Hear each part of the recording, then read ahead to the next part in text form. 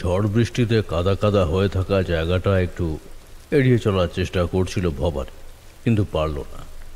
কাদার মধ্যে ভবানীর পাটা পড়তেই একটা অদ্ভুত শব্দ হলো। আরে, বৃষ্টিতে জায়গাটা কাদা কাদা হয়ে গেছে বললাম না। একটু সাবধানে হাঁটাহাঁটি কর। বুঝতেই পারছিস, জল কাদার মধ্যে একবার পড়লে কিন্তু আর দেখতে হবে না। আর চারদিকে এমন মাঠের মধ্যে একটু জল কাদা তো হবেই।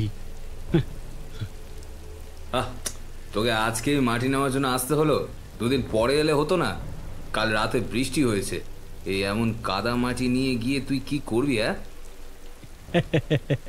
কাদা মাটি নয় রে। আরে, ঝড় বৃষ্টি তো হয়েছে মাটির উপরে, মাটির ভিতরে তো হয়নি। আর আর তাছাড়া আজ মাটি না নিয়ে গেলে হবে না রে।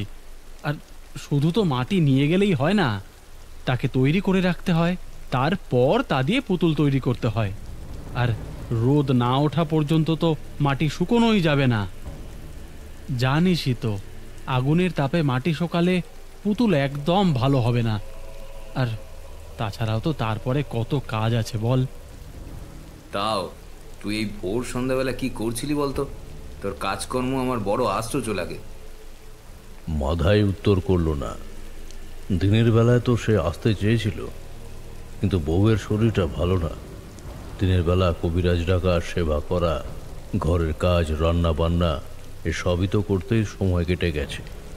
তারপরে যখন হাঁপ ছেড়ে বেঁচেছে, তখনই তো সেই পাশের হাটের সেই মজুমদার এসে খবর দিল পরের সপ্তাহে পুতুল লাগবে। তোর বড় কষ্ট হচ্ছে না রে, বুঝতে পারছি। কিন্তু কিন্তু কি করব বলতো? বউটার এমন অবস্থা, দিনের বেলায় তো আসাও যায় না। আর তাছাড়া অন্য কাউকে তো এমন কাজে পাঠাতেও পারি না। ভাই, তুই ব্যাপারটা একটু বোঝার চেষ্টা কর। মাধাইয়ের কথার উপরে ভবানী আর কথা বলতে পারল না বটে, কিন্তু চারপাশে মাঝে মাঝে তাকিয়ে তার কেমন যেন গাটা ছমছম করছিল। এমনিতেই এই জায়গাটা পেরিয়ে গেলে শ্মশান, তার উপর এদিকে বড় বড় মাটির ঢিবি রয়েছে। সেখান থেকে মাটি কেটে নিয়ে যাবে ভবানী। শুনেছে এগুলো নাকি এঁটেল মাটি, এ দিয়ে মাটির পুতুল ভালো তৈরি করা যায়। মাধাইরা বংশ পরম্পরায় এই মাটির পুতুল তৈরির কাজকর্ম করে আসছে। মাধাইরা কুমো, হাঁড়ি, কলসি, মাটির এটা ওটা জিনিস বানায় বটে, তবে প্রত্যেক সপ্তাহে হাটবারে পুতুল বিক্রি করে যারা, তারা মাধাইয়ের কাছ থেকে পুতুল নিয়ে যায়। মাধাইয়ের হাতের কাজ কিন্তু অসাধারণ, তাই সবাই ওকে একটু অন্য চোখে দেখে। সে তো ওই মাটির জিনিস গড়া ছাড়া আর অন্য কিছু জানে না।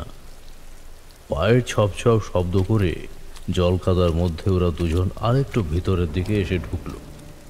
এই ফাঁকা জায়গাটা ভিতরের দিকে একসময় নাকি পুরনো একটা জমিদার বাড়ির ধ্বংসাবশেষ ছিল। তারপর সে সমস্ত কিছু মাটির তলা ঢুকে গেছে। ওরা শুনেছে ওদের এই চাপডাঙ্গা গ্রামে নাকি একবার প্রবল বন্যা হয়েছিল, আর তার সঙ্গে হয়েছিল ভূমিকম্প। তাতেই সব কিছু ওলটপালট হয়ে গেছে, আর মাটির তলা থেকে বড় বড় মাটির টিলাগুলো উঠে এসেছে ওপরে। চারপাশে কেউ আছে বলে তো মনে হচ্ছে না, কিন্তু একটা মেয়ের কান্না তো শুনতে পাচ্ছি যেন। ভবানীর কথায় মাথায় এদিক ওদিক তাকালো। তার হাতে লণ্ঠন আছে। এখন আকাশটাও পরিষ্কার, সব কিছু দেখা যায়। তবে এতটা পথ সন্ধ্যের সময় তো আর আলো ছাড়া খালি হাতে আসা যায় না। চারিদিকে আলো ফেলতেই চোখে পড়ল চারপাশে শুধু উঁচু নিচু মাটির ঢেবে। আর একটু দূরে তাকাতেই বড় ঢিবিটা চোখে পড়ল শুধু, আর তো কেউ কোথাও নেই। কি তুই বলছিস? কোনো মেয়ের কান্নার শব্দ শুনতে পাচ্ছিস? কিন্তু এইখানে কোনো মেয়ে আসবে কি করে? আর আর তাছাড়া এখানে তো কেউই নেই। ভবানী কিন্তু তখনও শুনতে পাচ্ছিল একজন গুমড়ে গুমড়ে কেঁদে চলেছে। ওটা কি শকুনের বাচ্চার ডাক? শ্মশানের কাছে বড় বড় তাল গাছের মাথায় শকুন থাকে। বাচ্চা শকুনগুলো এমনভাবে ডাকে, আশেপাশের অন্ধকারটা যেন ধপ করেই নেমে এলো। লণ্ঠনের আলোয় আর চাঁদের আলোতে চারপাশের ওই ছোট বড় ঢিবি আর ওই সমস্ত বড় মাটির ঢিবিটা কেমন অদ্ভুত বলে মনে হতে থাকে ভবানীর। হঠাৎ করে একটা ভয় তাকে পেয়ে বসেছে যেন। তারপর থেকে সেই ভয়টা তাকে এভাবে জড়িয়ে ধরছে কেন সে বুঝতে পারে না। মাথায় ধাক্কা দেয় ভবানীর কাঁধের কাছে। দুবার ধাক্কা দিয়ে সে ভবানীকে ডেকে বলে, এই, আরে এই, আরে কি হলো রে? এমন চুপ মেরে গেছিস কেন? কি হয়েছে? কি হয়েছে বল আমায়, বল আমায় কি হয়েছে ভবানী, বল। ভবানী কিন্তু উত্তর করে না। সে তখনও শুনতে পাচ্ছে সেই কান্নার শব্দটা। তার কানের ভিতর থেকে শব্দটা ঢুকে যেন মাথার ভিতরে সবকিছু এলো মেলো করে দিচ্ছে। শুনতে পাচ্ছিস না তুই মাথায়? শুনতে পাচ্ছিস না? দেখ দেখ, কে যেন কাঁদছে। ওই যে শোন, ওই যে, শুনতে পাচ্ছিস? কথাটা বলেই ভবানী কেমন যেন অপ্রকৃতিস্থের মতো হাসতে লাগলো।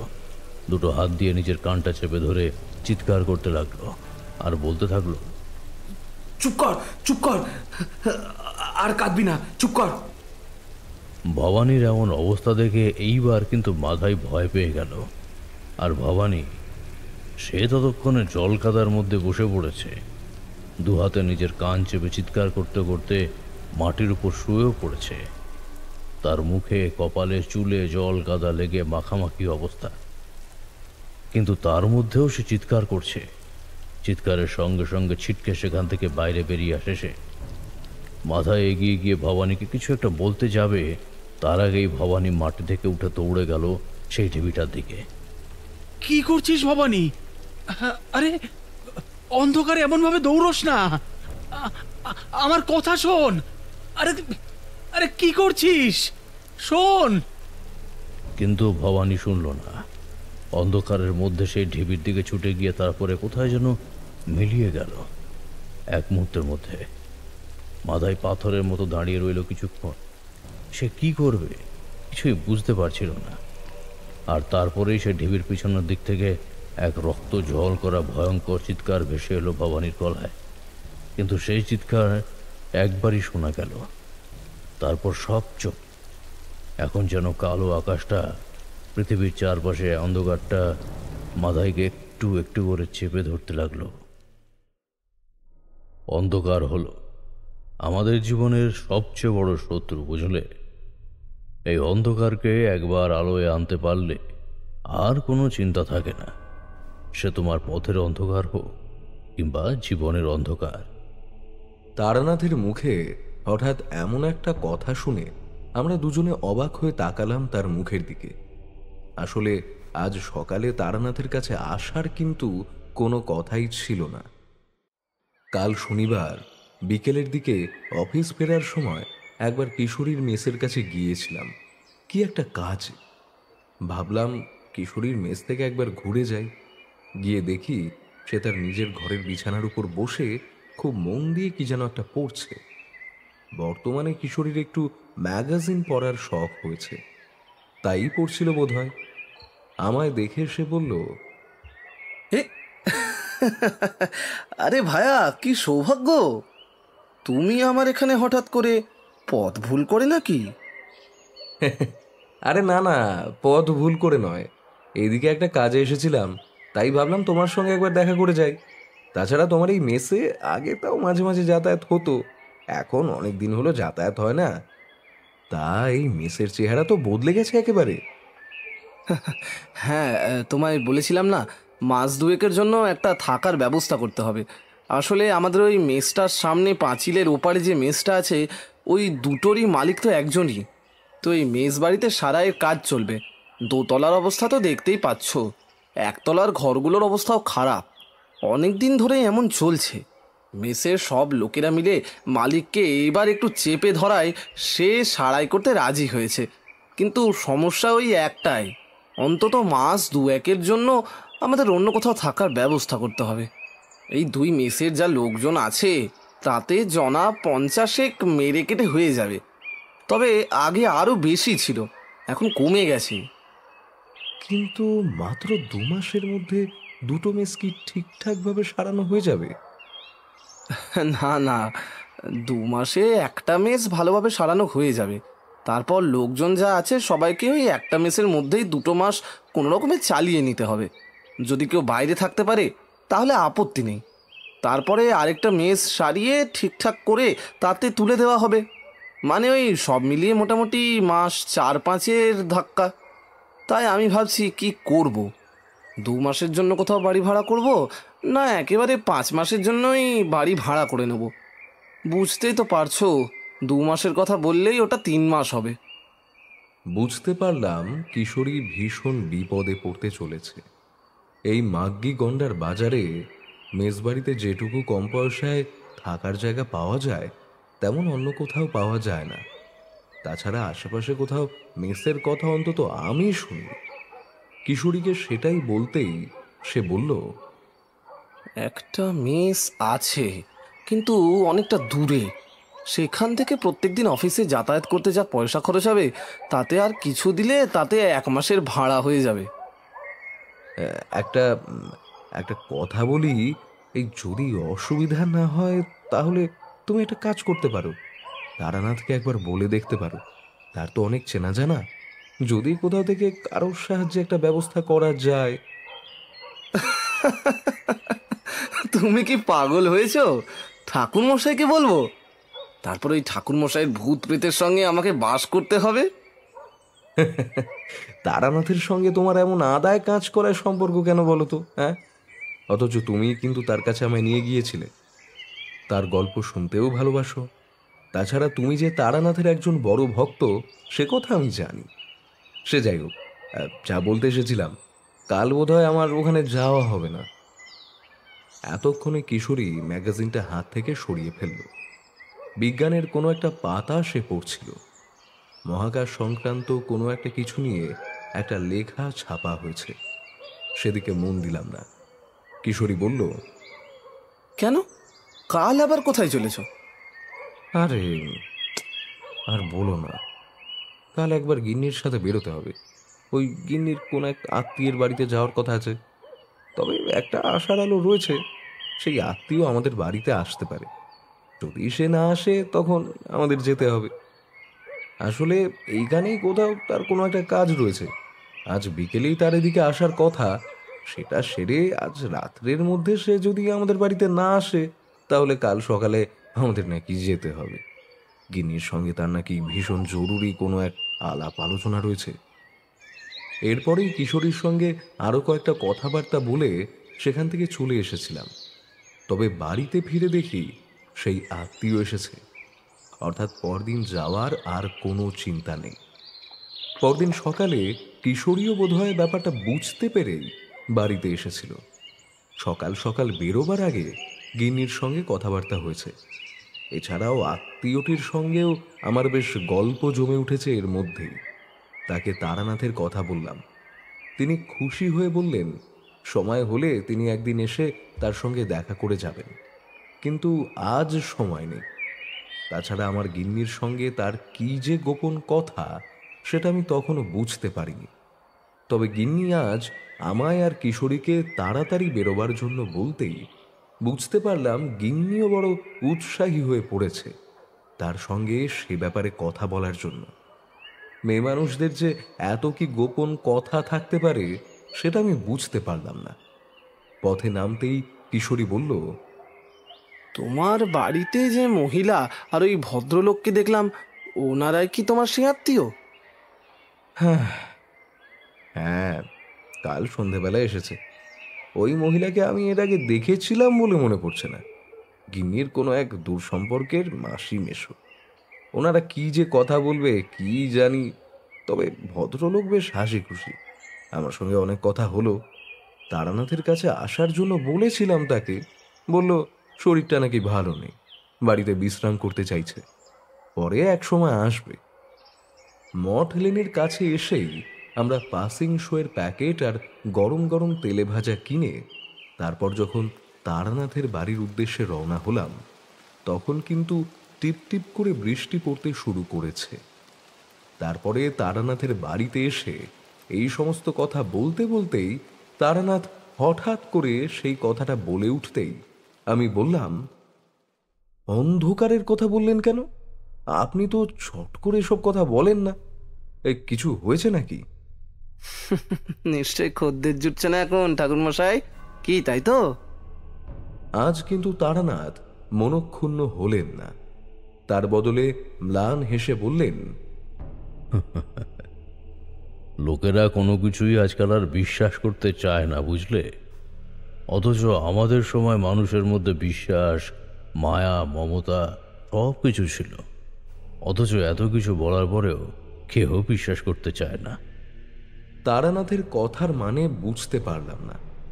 চেষ্টা করলাম তার কাছ থেকে কথা বার করার। কিছুক্ষণ চুপ করে থেকে সে ম্লান হেসে বলে উঠল, ওসব নিয়ে চিন্তা করে লাভ নেই, যা হওয়ার তা হয়েছে। তোমরা এসেছো, এটাই বড় ভালো লাগলো। না হলে কথা বলার জন্য তো আর কাউকেই পাই না। আগে চারি ছিল, সেও যে বিয়ের পর দূরে চলে গেল। মাঝে মাঝে আসে, তবে তারও তো সংসার আছে। ও ভালো কথা, তোমরা যেন বলছিলে গল্প শুনতে চাও। সত্যি বলতে আমরা কিন্তু এখনো এমন কিছু বলিনি। তারানাথ যেন নিজের মন ঘুরাবার জন্য আর খানিকটা আমাদের কথার খেই পাল্টাবার জন্য এই কথাটা বলতেই কিশোরী সেই কথার রেশ টেনে নিয়ে বলল, ঠিকই তো, ঠিকই তো। আর আপনি তো বলছিলেন না যে একটা অন্যরকম গল্প বলবেন, বলুন তাহলে সেটা। তারানাথ একটা সিগারেট তুলে নিল, তারপর সেটা জ্বালিয়ে একটা টান দিল।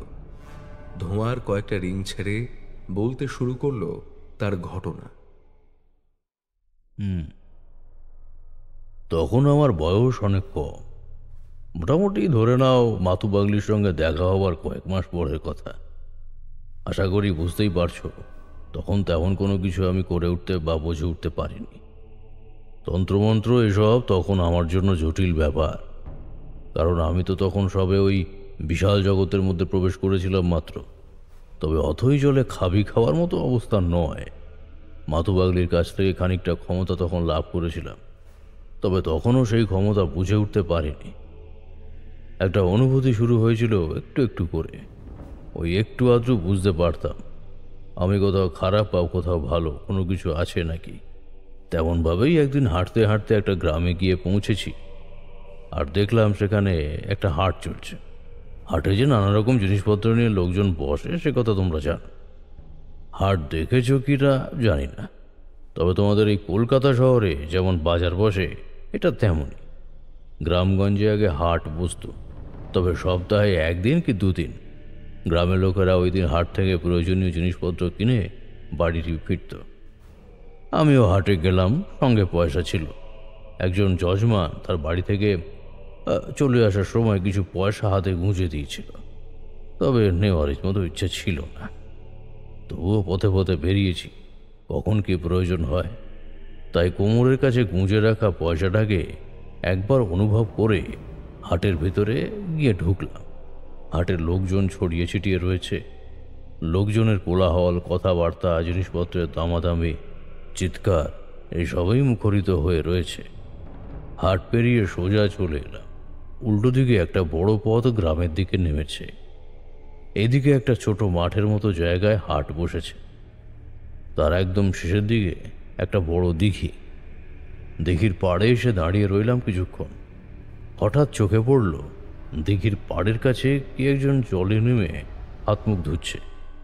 হাত পা ধোয়া শেষ করে তারপর সে উপরের দিকে উঠে এলো। দিঘির পাড়ে দাঁড়িয়ে জলের দিকে তাকিয়ে কি যেন ভাবতে লাগলো। এইবার আমি একটু অবাক হলাম, লোকটা এতক্ষণ ধরে দিঘির জলের দিকে তাকিয়ে কি করছে। তার পরনে খাটো করে পড়া ধুতি, একটা গামছা গলায় জড়িয়ে রাখা, তার গায়ে একটা পাতলা ফতুয়া জাতীয় কোনো পোশাক। ঘামে সেটা গায়ের সঙ্গে লেপ্টে রয়েছে। দেখেই বোঝা যায় এই হাট বাজারের কোনো দোকানি না হলে ব্যাপারী হবে। তাকে বললাম, কি হলো গো, জলের দিকে অমনভাবে তাকিয়ে আছো কেন? কিছু হয়েছে নাকি? লোকটা আমায় এতক্ষণ দেখতে পায়, যেই মাত্র দেখতে পেয়েছে কেমন জানি চমকে উঠে তাকালো আমার দিকে, আর তারপরেই আমায় দেখে একবার ইতস্তত করল। আমি ততদিনে লাল কাপড় পরিধান করতে শুরু করেছি। আমায় দেখেই চট করে অনেকেই সাধু বলেই চিনতে পারে, কিন্তু বয়স যেহেতু কম তাই অনেকে যেমন সন্ন্যাস ত্যাগ করে বাড়ি ফিরে যাওয়ার কথা বলে। লোকটা কিন্তু আমাদের কিছুক্ষণ তাকিয়ে রইল। হয় সে মধ্যবয়স্ক, আর না হলে ও তার বয়স ওই 35 বা তার একটু বেশি হবে। মাঝারি উচ্চতা, একটু মোটার দিকে চেহারা, তবে শরীরের গড়ন বেশ ভালো। মুখের গড়নটাও সুন্দর, মাথায় মাঝারি আকারে চুল। সে আমার দিকে অবাক চোখে তাকিয়ে আছে দেখে সেটা লক্ষ্য করে তাকে আবার বললাম, তুমি একা একা এখানে দাঁড়িয়ে দিঘির জলের দিকে চেয়ে আছো দেখলাম, তাই কথাটা বললাম। এ ব্যাপারে কিছু মনে করো না। ইয়ে, না না, মনে করব কেন? কিন্তু কিন্তু তুমি কি সত্যি সত্যি সাধু? হ্যাঁ, তোমায় দেখে তো মনে হচ্ছে তোমার বয়স অনেক কম। বয়স কম সে কথা ঠিকই, তবে তবে সাধু হওয়ার জন্য বেরিয়েছি। বাড়িতে মন টিকলো না, তাই সবার মতো তুমিও আবার বলো না যেন বাড়ি ফিরে যাওয়ার কথা। সে হাসল, জল থেকে উঠে এসে আমার পাশে দিঘির কাছে দাঁড়াল, তারপরে বলল, আরে সে কথা নয়, আসলে আসলে আমিও অনেক দিন ধরেই কোনো সাধু কিংবা তান্ত্রিককেই খুঁজছিলাম, কিন্তু আমাদের গ্রামে কিংবা আশেপাশে এমন কেউ নেই। ওই একজন ওঝা আছে, কিন্তু তারও বয়স হয়েছে, তাকে দিয়ে কোনো কিছু হবে না। তাই তোমায় জিজ্ঞেস করলাম। কেন, কি হয়েছে? আমায় সব পরিষ্কার করে বলো। ইয়ে, আসলে আমার এক বন্ধু, মানে আমাদেরই গ্রামের বাসিন্দা ভবানী, ও হঠাৎ করেই যেন কোথায় হারিয়ে গেছে। রাতের বেলা ভবানীকে শেষবার আমিই দেখেছিলাম, কিন্তু তারপরে আর ভবানীর কোনো খোঁজই পাইনি। একটা মানুষ যে এমনভাবে কি করে হারিয়ে গেল সেটাই বুঝতে পারছি না। হঠাৎ যেন তার চোখে মুখের অবস্থার পরিবর্তন হলো। এতক্ষণ তার মুখে থাকা সেই হাসিটা কোথায় যেন মিলিয়ে যেতেই তার দুই চোখ জুড়ে নেমে এলো একটা ভয়। মুখটা শুকিয়ে এসেছে, তার ঠোঁট দুটো তীর তীর করে কাঁপছে। সে একবার এদিক ওদিক তাকিয়ে দেখে বলল,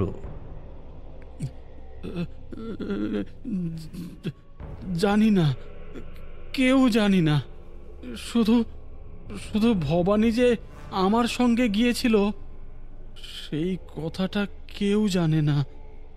যদি কেউ জানতো তাহলে হয়তো ভাবতো যে আমি কিছু করেছি, কিন্তু কিন্তু কিছু না করে, মানে মানে এমনভাবে চুপ করে আমি কি করে বসে থাকি বলো তো? কথাগুলো বলতে বলতে ক্রমশ উত্তেজনায় তার নিঃশ্বাস ঘন ঘন পড়ছিল, তার মুখটা ফুলে আসছিল। আমি বললাম, কিছু যে একটা হয়েছে বুঝতে পারছি, কিন্তু কি হয়েছে সেটা না বললে আমি কি করে বুঝবো? একটা কাজ করো, হাট তো প্রায় শেষ হয়ে এসেছে, মানে মানে আমি তো দোকান গুটিয়েই ফেলেছি, তো আমি আমার জিনিসপত্রগুলো নিয়ে আসি, তারপর তারপর আমার সঙ্গে আমার বাড়িতে চলো, সেখানে গিয়ে তোমায় সব কিছু আমি বলছি।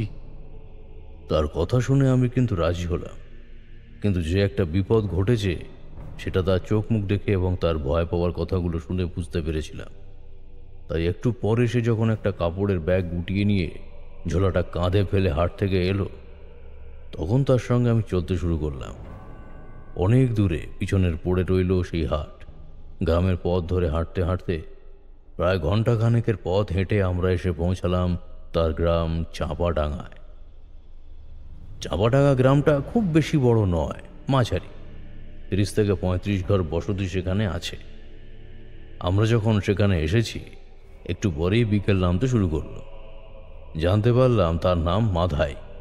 মাধাই পেশায় কুমোর, হাঁড়ি কলসি তৈরি করে, আর হাটবারে মেলায় বিক্রি করার জন্য মাটির পুতুল তৈরি করে। এখানে ওখানে মাটির পুতুল বিক্রি করে আবার মেলায় নিয়ে বসে।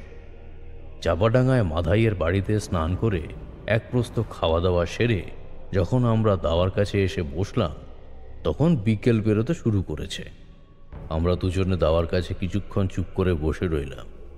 মাধাইয়ের ঘরে তার বউ রয়েছে, তার এক মেয়ে রয়েছে, তার বয়স ওই বছর 3 হবে। চুপ করে বসে আছি। একটু পরেই মাধাই নিজেই প্রথম কথা বলতে শুরু করল। ভবানী আমার বড় কাছের লোক ছিল সাধু। ভবানীকে নিয়েই আমি এখানে ওখানে যেতাম, হাটেও যেতাম তাকে নিয়ে। তাছাড়া তাছাড়া সেদিন রাতে তাকে নিয়েই আমি ওই গ্রামের শেষে শ্মশানের কাছে মাটি আনতে গিয়েছিলাম। শ্মশানের কাছে মাটি আনতে গিয়েছিলে কেন? তো সেই শ্মশান আর গ্রামের শেষ প্রান্তের মাঝখানে ডান দিকটায় একটা ঢাল জমিতে নেমে গেলে বেশ বড় বড় মাটির ঢিবি আছে। আর সেইখানেই না একটা অনেক বড় মাটির ঢিবি আছে। তোমার তোমার দেখলে মনে হবে একটা ছোটখাটো পাহাড়, কিন্তু ওটা আসলে মাটি দিয়েই তৈরি।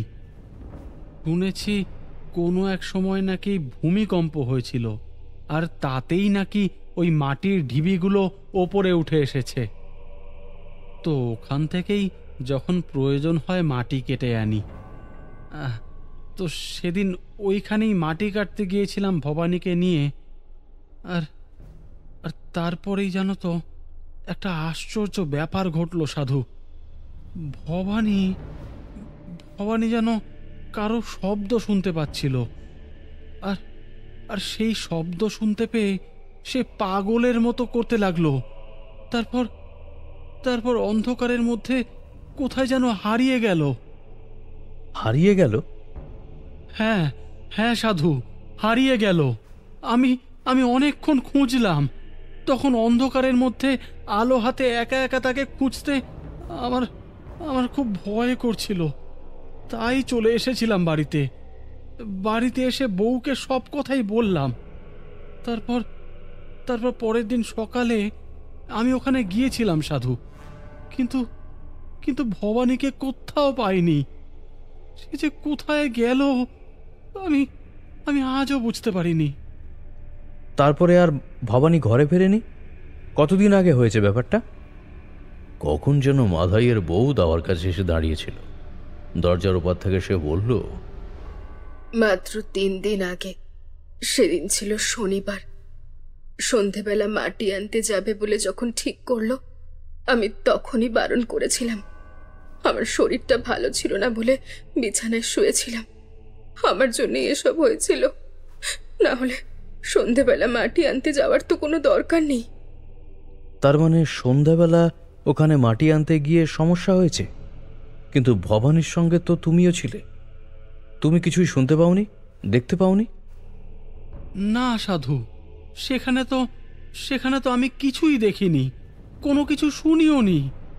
অথচ ভবানীর যে অমন কি করে হলো সেটাই তো বুঝতে পারছি না।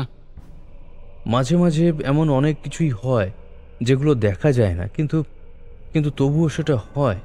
বুঝলে মাথায়, আমার মনে হয় ওইখানেই ভবানীর কিছু একটা হয়েছে। সে রাতে ওখান থেকে তোমার চলে আসাটা উচিত হয়নি। তুমি ওখানে যদি থাকতে তাহলে হয়তো কিছু দেখতে পেতে, কিন্তু আবার এটাও হতে পারে যে তুমি থাকলে তোমারও বিপদ হতো। ওখানে থাকলে অন্য কোনো বিপদ হতো। আমি জানি সাধু বাবা, ও জায়গাটা ভালো নয়। আগে কতবার বলেছি ওখান থেকে মাটি না আনতে। ওখান থেকে মাটি এনে কিছু তৈরি করতে বারণ করেছি। আমার কথা তো শুনবে না। আবার আবার এসব কি শুরু হলো গ্রামে। মনে আছে সেই যে বছর 3 আগে। আরে এতদিন ধরে তো ওখান থেকেই মাটি আনছি, কখনো তো কিছু হয়নি। তাহলে হঠাৎ করে যে ওই দিনই কিছু হবে সেটা আমি কি করে বুঝবো? মাধাইয়ের এই কথায় মাধাইয়ের বউ আর কোনো কথা বলল না। ধীরে ধীরে বাইরের অন্ধকার নামতে শুরু করেছিল। আমি একটু অবাক হলাম। সেখান থেকে এতদিন ধরে মাধাই মাটি আনার পরেও তার কোনো কিছু হয়নি। সেখানে ভবানীর হঠাৎ করে কি হলো? তারপরে মনে পড়ল মাধাই বলেছিল জায়গাটা শ্মশানের থেকে কাছে। তাহলে কি শ্মশানে এমন কিছু রয়েছে যার জন্য হঠাৎ করে ওই জায়গার সব কিছু বদলে গেছে? আর বিশেষ করে ভবানী বা গেল কোথায়? কথাটা মনে হতেই মাথাইকে বললাম, আচ্ছা জায়গাটা একবার দেখা দরকার আমার। তবে এখন তো অন্ধকার হয়ে গেছে, অচেনা জায়গায় অন্ধকারে দেখা বিপজ্জনক। কাল সকালে দেখব। আজ রাতে এখানেই থাকবো। কিংবা এখানে এমন কেউ আছে যেখানে থাকা যাবে? সেখানে অন্য কোনো সাধু আছে কি না সে কথা জানার চেষ্টা করেছিলাম। অন্য কোনো সাধু থাকলে সাধুসঙ্গ করা যাবে, কিন্তু সেখানে অন্য কোনো সাধু নেই। সেই রাতটা কোনোভাবে মাধাইয়ের বাড়িতেই কাটিয়ে দিলাম। পরদিন সকাল হতে আমি আর মাধাই গিয়ে পৌঁছালাম শ্মশানের কাছে। সেই জায়গাটায় একপাশে গ্রামের পথটা সোজা চলে গেছে সামনের দিকে, ডান দিকে পায়ে চলা পথ নেমেছে নিচে, চারিদিকে ফাঁকা জমি। তার মাঝে এখানে ওখানে উঁচু বড় কয়েকটা ঢিবি রয়েছে। একটু দূরে একটা বড় ঢিবিও উঁচু হয়ে রয়েছে, মাটির ঢিবি, তার এখানে ওখানে খুবলানো। সেই জায়গাটা পেরিয়ে গেলেই এক পাশ থেকে মাথার উপরে ধোঁয়া উঠতে দেখা যাচ্ছে। ওই যে সাধু, ওই হলো আমাদের গ্রামের শ্মশান। আর ওই যে ঢিবিটা, ওর কাছেই আমি মাটি নিতে এসেছিলাম। মাটি তো নিতে পারিনি, উল্টে। এমন সময় পিছন থেকে কার জন্য গলা পাওয়া গেল। আমি আর মাধায় দুজনেই পিছন ফিরে তাকাতেই দেখলাম একজন বয়স্ক মতো লোক হেঁটে এদিকেই আসছে। মাথায় কাঁচা বাগা চুল, সামান্য ঝুঁকে হাঁটছে। মাধাই তাকে দেখে এগিয়ে গিয়ে বলল, আরে আরে ভট্টাচার্য মশাই যে, আপনি এখানে এই সময় কি করছেন? মাথায় খবরটা শুনেছ?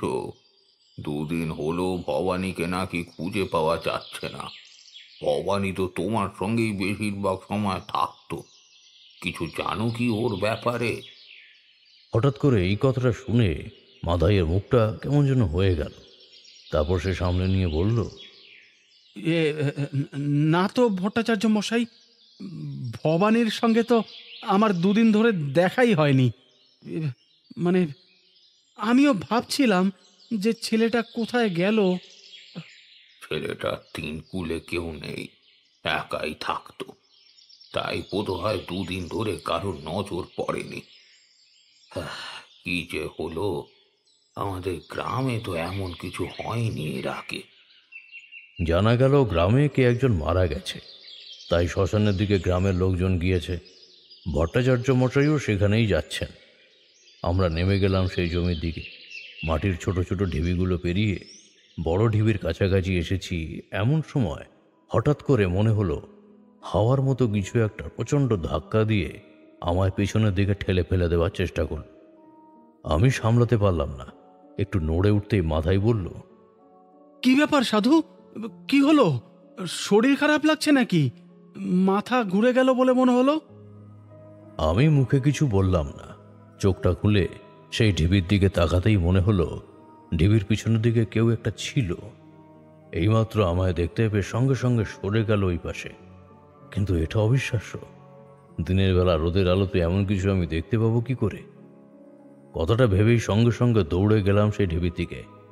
আমার দেখা দেখি আমার পিছনে ছুটে এলো মাধাই, কিন্তু ঢিবি পর্যন্ত দৌড়েও কাউকে দেখা গেল না। ঢিবিটা অনেক বড়, তার পিছনে অনায়াসে লুকিয়ে থাকা যায় বটে, তবে আমি সঙ্গে সঙ্গে দৌড়ে এসেছিলাম। এই অল্প সময়ের মধ্যে এই এত বড় ঢিবিটা পেরিয়ে যে কেউ অন্যদিকে চলে যাবে, সেটাও সম্ভব নয়। আরও কিছুক্ষণ দেখলাম এদিক ওদিক, কিন্তু কিছুই দেখতে পেলাম না। কি হলো সাধু, তোমার কি হলো বলো তো? আমি কিছু বুঝতে পারছিলাম না। মাথাটা কেমন যেন ঝিমঝিম করছিল। একটু আগেই কাউকে দেখতে পেলাম, অথচ এখন তাকে আর দেখতে পাচ্ছি না। এই ঢিবির চারপাশে একটা অদ্ভুত কিছু অনুভব করতে পারছিলাম। ঠিক ধরা না গেলেও মনে হয় এই ঢিবির আশেপাশে যেন কিছু একটা আছে। আমি বললাম, আচ্ছা, সেদিন রাতের বেলা ভবানী দৌড়ে কোন দিকে গিয়েছিল? ভবানী ওই ঢিবিটার দিকেই গেছিল। আর তারপর তখন তো অন্ধকার ছিল, তাই আর কিছু দেখতে পাইনি। তবে হ্যাঁ, একটা চিৎকার শুনতে পেয়েছিলাম, যেন যেন ভবানীর এরপরেই কিছু একটা বিপদ হয়েছে। কিন্তু একবারই ওই চিৎকারটা শুনতে পেয়েছিলাম, তারপরে আর কিচ্ছু শুনতে পাইনি। বুঝতে পারলাম আমি ভুল ভাবিনি। এই ঢিবিতে কিছু একটা আছে, এমন কিছু একটা আছে যা অতি সাধারণ নয়। এমন কোনো এক শক্তির পৃথিবীর আশেপাশে রয়েছে যেটা ভবানীর ক্ষতি করেছে। যে আমারও ক্ষতি করতে চাইছিল হয়তো। ব্যাপারটা নিয়ে আর মাথায় গিয়ে কিছু বললাম না। মনটা ঘোরাবার জন্য তাকে নিয়ে গ্রামের শ্মশানে গিয়ে পৌঁছালাম। শ্মশানে তখন একটা মৃতদেহ পোড়ানো হচ্ছে। এই গ্রামেরই কিছু লোকজন রয়েছে। ভট্টাচার্য মশাইকে আবার দেখতে পেলাম। আমাদের দেখে ওরা মুখ ঘুরিয়ে তাকালো। ওদের মধ্যে কে একজন আমাদের কথা বলল, শোনা গেল না ঠিক। তার কথা শুনে মাথায় এগিয়ে গেল সেদিকে। অনেকক্ষণ কথাবার্তা চলতে লাগলো। মাঝে মাঝে লোকগুলো আমার দিকে তাকিয়ে দেখছে। আমি তাকিয়ে দেখছি চিতা থেকে উঠে আসা ধোঁয়ার দিকে। কে মারা গেল এটাই ভাবছিলাম। সেই সময় ভট্টাচার্য মশাই আমার দিকে এগিয়ে এলেন। তিনি আমাকে বললেন, তোমার বয়স এত কম, এই বয়সে সংসার ছেড়ে সাধু হতে এসেছো? তা ভালো ভালো। কম বয়সে ঈশ্বর ভক্তি থাকা, সাধুদের প্রতি টান থাকা ভালো। তাহলেই তো ভিত শক্ত হবে।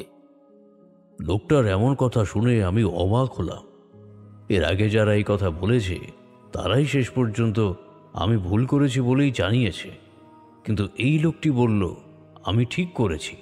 আমি একটু হেসে তাকে বললাম, ভালো সাধুসঙ্গ করতে চাই, এখনো তেমন কোনো ভালো সাধু হয়ে উঠতে পারিনি, দীক্ষাটাও নেওয়া হয়নি, তবে ইচ্ছে আছে তন্ত্র সাধনা করব। ইচ্ছে যখন আছে হয়ে যাবে। আমার দাদা সাধু হয়েছিল, প্রায় 20 বছর পর বাড়িতে যখন ফিরে এসেছিল তখন তাকে আর ভালোভাবে চেনা যায় না। কি তার চেহারা, কি তার তেজ, সে অনেক কিছুই জানতো, তবে নিজের ক্ষমতা কখনো দেখাতো না। একজন শান্ত মাটির মানুষ হয়ে থাকতো। সে কয়েকদিন বাড়িতে ছিল আর কি, তারপরে তার হঠাৎ করে আবার একদিন বাড়ি থেকে বেরিয়ে যায়, আর কখনো আসেনি। বুঝলে, যত বড়ই সাধক হয়ে যাও না কেন, মনটাকে সব সময় ভালো রাখবে। ভালো মানুষ হতে হবে আগে, বুঝলে, তারপর ভালো সাধক হবে। তার কথা শুনে বড় ভালো লাগলো। একটু আগের সমস্ত কিছু যেন মাথা থেকে বেরিয়ে গেল। অনেকক্ষণ ধরে কথা হলো, এমনকি ওদের দলের সাথেই ফিরলাম। ফিরতে ফিরতে জানতে পারলাম যে মারা গেছে সে এই গ্রামেরই একটি লোক। কাল রাতের দিকে মারা পড়েছে, হঠাৎ করেই মৃত্যু। গ্রামের কবিরাজ আছে, সেই সন্দেহ করছে কোনোভাবে কোনো কিছু দেখে ভয় পেয়ে মারা পড়েছে সে, কিংবা শ্বাসকষ্ট, নিঃশ্বাস বন্ধ হয়ে গিয়ে মারা গেছে। সঠিক কারণ সে নিজেও খুলে বলতে পারছিল না। পথে হাঁটতে হাঁটতে ভট্টাচার্য মশাই বললেন, কি অদ্ভুত ব্যাপার বলো তো, ভবানী হারিয়ে গেল, তারপর তারপর অবিনাশ এমন ভাবে মারা গেল, গ্রামে পরপর 2টো মৃত্যু। কি যে হয়েছে গ্রামে, একটা পুজো আচ্চা দিতে হবে মনে হয়। ওই অবিনাশ নামের লোকটি কিভাবে মারা গেছে? শ্বাসকষ্টের জন্য? তার কি কোনো শারীরিক সমস্যা ছিল? আরে কি যে বলো, আমার থেকেও বয়স কম, সব কিছুই ঠিক ছিল। কাল বিকেলেও দেখা হলো। রাতের বেলা যে কিভাবে মারা গেল, পাশের ঘরে তার বউ শুতে যায়, সে রাতের দিকে শব্দ শুনে উঠে এসে দেখে এই অবস্থা। তারপর সবকিছু করে মৃতদেহ পোড়াতে পোড়াতে এত দেরি হয়ে গেল। কথাগুলো শুনে আমার বুকের ভিতরটা কিন্তু কেমন যেন করে উঠল। বারবার যেন মনে হতে লাগলো এই সব কিছুর পিছনে এমন কিছু একটা আছে যেটা আমরা ধরতে পারছি না। ভবানীর হারিয়ে যাওয়ার সঙ্গে অবিনাশের মৃত্যুর সঙ্গে কোনো না কোনো একটা সম্পর্ক আছে বলেই মনে হলো। একটানা এতটা বলে তারানাথ একটু চুপ করতেই আমি বলে উঠলাম, তার মানে ভবানী মারা যায় শনিবার রাতে, আর তার 2 দিন পরে মানে মঙ্গলবার রাতের বেলা হঠাৎ করে অবিনাশ মারা পড়ল এমন ভাবে। কিন্তু দুটোর মধ্যে যে সম্পর্ক আছে সেটা আপনি বললেন কেন? গ্রামের লোকেরা ভীষণ অবাক হয়েছিল। এই গ্রামে আগে এমন কোনো ব্যাপার ঘটেনি, তাই প্রথম ব্যাপারটার সঙ্গে দ্বিতীয় ব্যাপারের যে কোনো যোগাযোগ আছে সেটা বারবার কেন জানি মনে হচ্ছিল।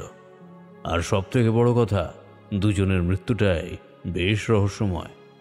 কিন্তু মাটির ঢিবির কাছে আপনি যাকে দেখতে পেয়েছিলেন সে কে? তার মুখ দেখতে পাননি? না, আসলে সত্যিই আমি কিছু দেখেছিলাম কি না সে ব্যাপারে আমি নিশ্চিতভাবে কোনো কিছুই বলতে পারি না। সেদিন বাড়ি ফিরে মাধাইয়ের বউকে যখন ওই অবিনাশের মৃত্যুর ব্যাপারটা খুলে বললাম, সে কিন্তু বেশ ভয় পেয়ে গেল। আবার আবার এসব কি শুরু হলো গ্রামে? মনে আছে সেই যে বছর 3 আগে যখন খুকি আমার পেটে এলো, তারপর কি কি হয়েছিল? 3 বছর আগে? 3 বছর আগে কি হয়েছিল বলো তো মাধাই? তুমি তো বললে এর আগে গ্রামে কখনোই কিছু হয়নি। হ্যাঁ, ঠিকই তো, গ্রামে তো এমন কোনো ব্যাপার এর আগে ঘটেইনি। তবে বছর 3 আগে একটা অন্যরকম ব্যাপার ঘটেছিল বটে। আমাদের গ্রামে যে শ্মশানটা দেখেছেন, সেই শ্মশানে।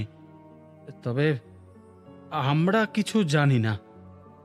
ওই গ্রামের লোকেরা বলা বলি করে, মাঝে মাঝে সেই সব কথাই কানে আসে, তাদের কাছ থেকেই শুনেছিলাম। আমি বুঝতে পারলাম না, মাধাই এখন 3 বছর আগের কোনো একটা গল্প শোনাতে চলেছে। ভালো করে গুছিয়ে বসলাম, কারণ এই যে অদ্ভুত সমস্যা তৈরি হয়েছে তার হাত থেকে বাঁচার জন্য আর ভবানীকে খুঁজে বার করার জন্য সেই ব্যাপারটা আমার কাজে লাগলেও লাগতে পারে। আচ্ছা, তোমাদের আরেকবার মনে করিয়ে দিই, যে সময়ের কথা বলছি সে সময় কিন্তু আমার কাছে ক্ষমতা তেমন কিছুই ছিল না। তাই আমি নিজের ক্ষমতা দিয়ে যে কিছু করব সেটা সম্ভব ছিল না। সেবারে আমি একটা বিপদে পড়েছিলাম, তবে সেই বিপদ থেকে অদ্ভুত এক উপায় রক্ষা পেয়েছিলাম। সে যাই হোক, সেসব কথা আরেকদিন নয় শোনাবো। তো তারপর যা বলছিলাম শোনো। বলো মাধাই, 3 বছর আগে তোমাদের গ্রামের ওই শ্মশানে কি ঘটেছিল? বছর 3 আগে আমাদের এই গ্রামে বন্যা হয়েছিল। তখন বর্ষার সময় বন্যাতে প্রায় গোটা গ্রামটাই ভেসে গেছে। তুমি তো দেখেছো সাধু, ওই শ্মশানের ওপাশে একটা নদী আছে। তা নদীতে বর্ষার সময় জল খুব বেড়ে যায়। আর আর আমাদের গ্রামের এই দিকটা বেশ অনেকটা ঢালু, তাই নদীর জল বাইরে শ্মশান পেরিয়ে এই দিকে এসে পড়ে। তাছাড়া আমাদের গ্রামের উল্টো দিকেও একটা নদী আছে। তো 2 নদীর জল বেড়ে গিয়ে আমাদের এই গোটা গ্রামকে একেবারে ভাসিয়ে দেয়। তবে তবে বছর 2 আর বন্যা হয়নি বটে। যাই হোক, সেবার তখন প্রবল বন্যা। বর্ষার জল সবে সবে নামতে শুরু করেছে। গ্রামের লোকেরা তো এদিক ওদিক সব ছড়িয়ে ছিটিয়ে আশ্রয় নিয়েছিল। তা জল নামতেই তারা সবাই আবার এখানে এসে থাকতে শুরু করে। তো তেমনই একদিন আমি, ভট্টাচার্য মশাই আর গ্রামের আরও কয়েকজন মিলে ওই শ্মশানের ওদিকটায় গিয়েছিলাম। মানে জল কতটা নেমেছে তা দেখার জন্য আর কি। তাছাড়া ওই যে যেখানটায় মাটি আছে সেই জায়গাটাতে তো আরও বেশি জলে ভরে থাকে, কারণ ওখানটা আরও বেশি নিচু। তা সেই জায়গাটা না শুকোলে তো মাটি এনে আমার কাজেও লাগাতে পারবো না। তা সে যে কি অবস্থা, কি বলবো। যাই হোক, আমাদের গ্রামের উল্টো দিকে যে চাষের জমি আছে সেখানেও তখন জলে ভরা। মানে গোটা গ্রামের মানুষদের মধ্যে তখন এক হাহাকার চলছে। সেই 2 মাস যে কিভাবে কেটেছিল সে কথা আমরাই ভালো করে জানি। আর জানো তো, তখন আমার স্ত্রী আবার সন্তান সম্ভবা। এমন অবস্থার মধ্যে বুঝতেই পারছো। যাই হোক, আমি, ভট্টাচার্য মশাই আর আমাদের গ্রামের আরও 2 জন মিলে সেই শ্মশানের কাছাকাছি গিয়ে দেখলাম যে শ্মশানে একেবারে পায়ের পাতা পর্যন্ত ডুবে থাকা জল। আর সেই জলের মধ্যে শ্মশানের ঠিক মাঝামাঝি জায়গায় একটা গাছের উপর বসে পা দোলাচ্ছে এক কালো কাপড় পরা কাপালিক।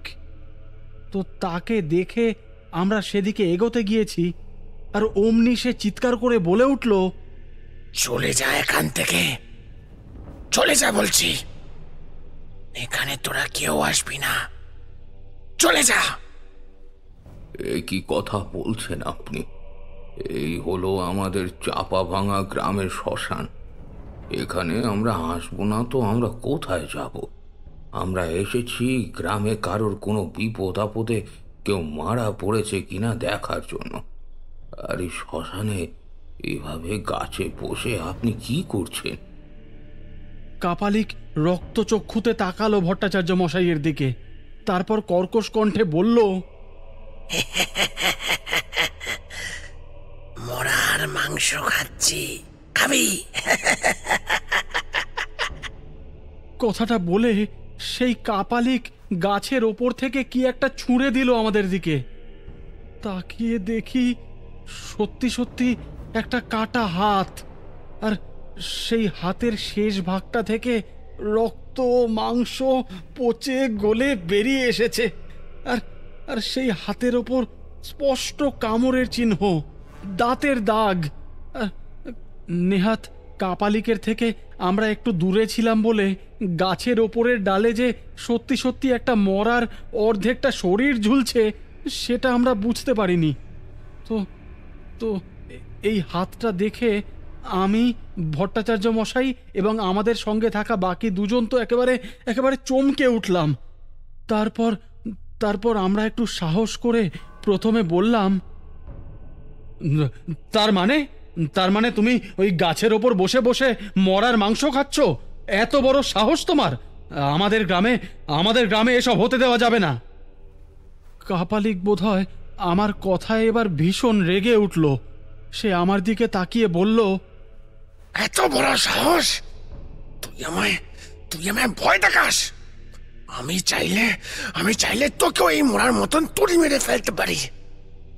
কাপালিকের কথা শুনে আমার তো রাগ উঠে গেল। আর শুধু আমার নয়, আমার সঙ্গে ছিল ভবানী আর আমাদের গ্রামের বিষ্ণু।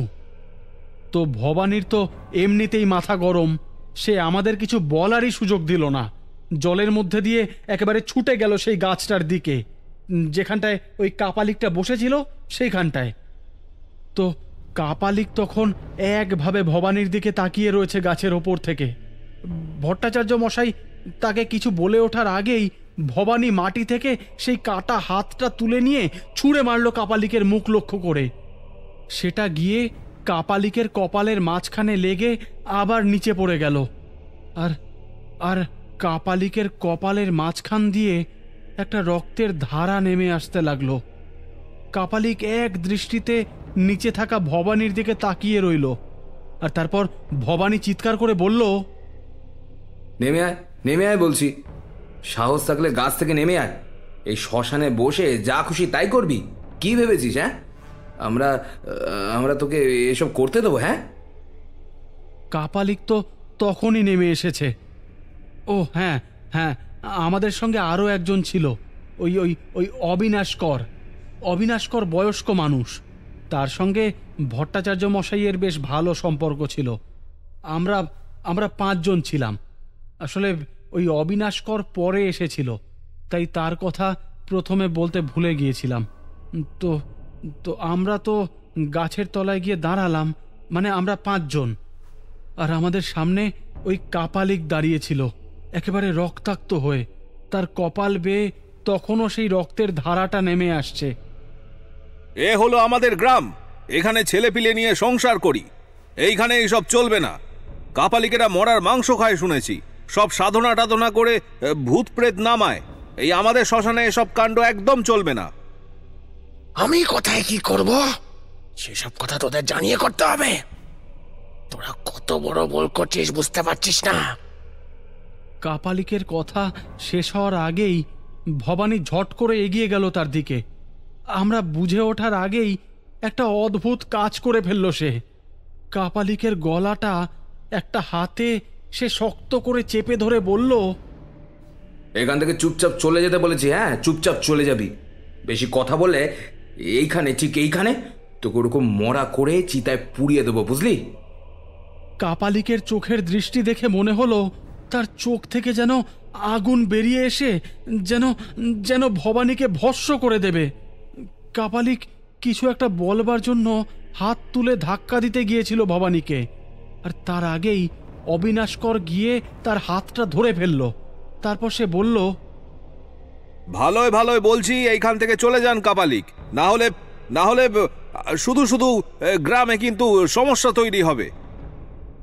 ভট্টাচার্য মশাই সমস্ত কিছু দেখতে লাগলেন, মুখে কিছু বললেন না। আর আর আমি আর বিষ্ণু কি করব আমরা বুঝতে পারছিলাম না। কাপালিক একবার ভবানীর দিকে আর একবার অবিনাশের দিকে রক্তচক্ষু নিয়ে তাকিয়ে দেখল। তারপর বিভৎস কণ্ঠে অট্ট হাসি করে হেসে উঠে বলল, আমার নাম অভয়তান্ত্রিক। আজ পর্যন্ত অভয়তান্ত্রিককে আটকাবার ক্ষমতা কেউ কখনো করতে পারেনি। তোদের সাহস আছে বলতে হবে। তোরা আমার গায়ে পর্যন্ত হাত দিয়েছিস। বেশ, আমি আজ রাতেই শ্মশান ছেড়ে চলে যাচ্ছি। কিন্তু মনে রাখিস, আমি যদি কোনোদিনও এখানে ফিরে আসি, সেদিন থেকে কিন্তু তার ফল ভালো হবে না।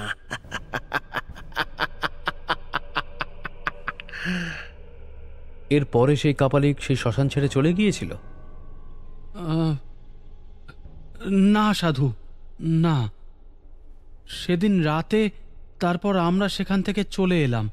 এই থুড়ি রাত নয় সন্ধেবেলা। তো বাড়িতে ফেরার পথে হাঁটতে হাঁটতে ভট্টাচার্য মশাই বললেন, কাজটা কিন্তু ভালো করলি না ভবানী।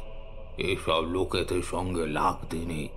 ওদের ভালো করার ক্ষমতা না থাকলেও খারাপ করার ক্ষমতা কিন্তু থাকে অনেক।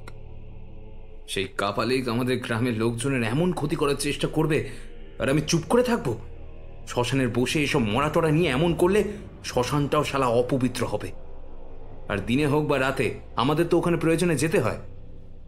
ভট্টাচার্য মশাই ঠিকই বলেছেন। কাপালিকের সাথে এরকম না করে তাকে শান্তভাবে বুঝিয়ে সুঝিয়ে শ্মশান থেকে সরাতে পারলেই বোধহয় ভালো হতো। আমাদের কাজটা বোধহয় ঠিক হলো না। ভবানী যে ওদের কথায় খুশি হলো না তা বুঝতে পেরেছিলাম। তো সে তখনই তার বাড়িতে চলে যেতেই আমিও চলে এলাম বাড়িতে। ফিরে বউকে সেদিন সমস্ত কথা আমি বলেছিলাম।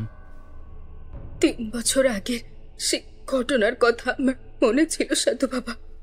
আমি ঠিক বলেছিলাম, আর দেখুন ঠিক বেছে বেছে ভবানী আর অবিনাশ খুড়োর এমন ক্ষতি হলো। কথাটা আমিও মনে মনে ভেবেছিলাম। তাহলে কি সেই কাপালিক কোনোভাবে এই ঘটনার পিছনে দায়ী? কিন্তু কিন্তু সেটাই বা কি করে হয়? আমি তাদের বললাম, কাপালিকের গায়ে ভবানী আর অবিনাশ এই দুজন ছাড়া কি আর কেউ হাত দিয়েছিল?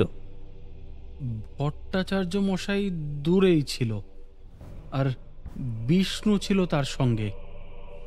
তবে ভবানী যখন ওই কাপালিকের গলা চেপে ধরেছিল, আমি আর অবিনাশ খুঁড়ো এগিয়ে গিয়েছিলাম।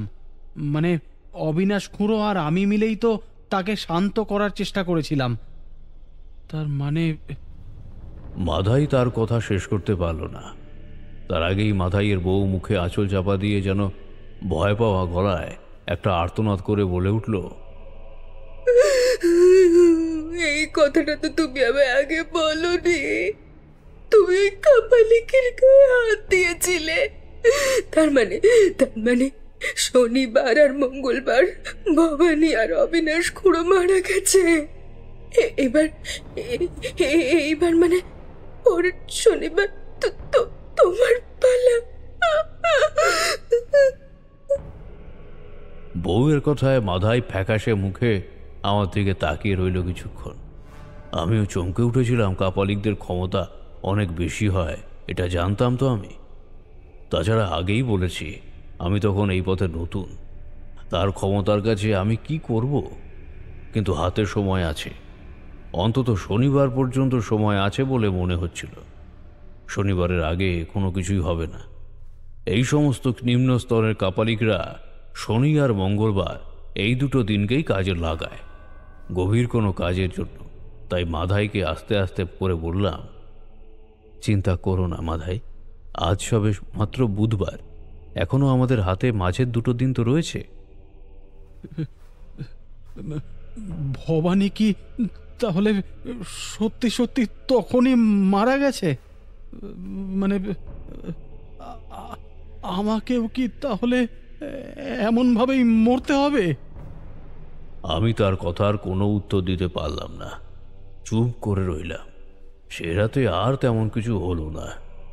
পরদিন সকালে মাধাইকে নিয়ে গিয়ে পৌঁছালাম ভট্টাচার্য মশাইয়ের বাড়িতে। সেই কাপালিকদের গায়ে যারা যারা হাত দিয়েছিল তাদেরকে সে পরপর মারার চেষ্টা করছে। আগে ভবানী, তারপরে অবিনাশ, এবং তারপরে যদি মাধাই হয়, তাহলে মাধাইকে আপনি বাঁচালেন কি করে? কিন্তু এসবের মধ্যে একটা ব্যাপার তো আমি কিছুতেই বুঝতে পারলাম না। এসব কিছুর মধ্যে এই ঢিবির ব্যাপারটা কোথা থেকে এলো? এখানে ঢিবির ব্যাপার তো আসেন, ঢিবিতে আবার কি হবে? আরে আপনি বললেন না সেদিন সকালবেলা মাধাইয়ের সঙ্গে যখন ঢিবির কাছে গিয়েছিলেন তখন ওই ঢিবির আশেপাশে কাউকে দেখেছিলেন, তাহলে সেই ঢিবির ব্যাপারটা কি হলো? প্রথমেই সেটা বলেছিলাম, তোমরা তো দেখছি ভুলেই গেছো। আরে যেখানে সেই মাটির ঢিবি, তারপরেই তো একটা গাছের বেড়া টপকে গেলেই তো সেই শ্মশান, অর্থাৎ ঢিবি যা শ্মশানও তাই, একই জায়গা। আর কাপালিক তো ওই শ্মশানে সেই আস্তানা গেড়েছিল 3 বছর আগে। কিন্তু সেদিন সকালে আপনারা যখন ওই শ্মশানে যান তখন তো কাপালিককে দেখতে পাননি। বলেছিলাম না, অন্ধকার হলো সবচেয়ে বড় শত্রু। অন্ধকারকে সরাতে পারলে, আলো জ্বালাতে পারলেই বিপদের সম্ভাবনা নিজেই অনেকটা কমে যায়। কাপালিক অন্ধকার পছন্দ করে, অন্ধকার হলো তার সবচেয়ে বড় শক্তি। মাদাইয়ের কথায় বুঝতে পেরেছিলাম সেই কাপালিক শ্মশানে আছে, এবং শ্মশানে থেকে এমন কিছু একটা করছে যাতে সে তার শত্রুদের অর্থাৎ অন্তত এই 3 জনকে মারতে পারে। হতেই পারে সে এরপরে ভট্টাচার্য মশাই অথবা বিষ্ণুকে মারার চেষ্টা করবে, কারণ কাপালিকদের বিশ্বাস নেই। আমার সমস্ত কথা শুনে ভট্টাচার্য মশাই ফ্যাকাশে মুখে তাকিয়ে রইলেন কিছুক্ষণ, তারপর বললেন, আমি সেদিন জানতাম এমন কিছু একটা হবে।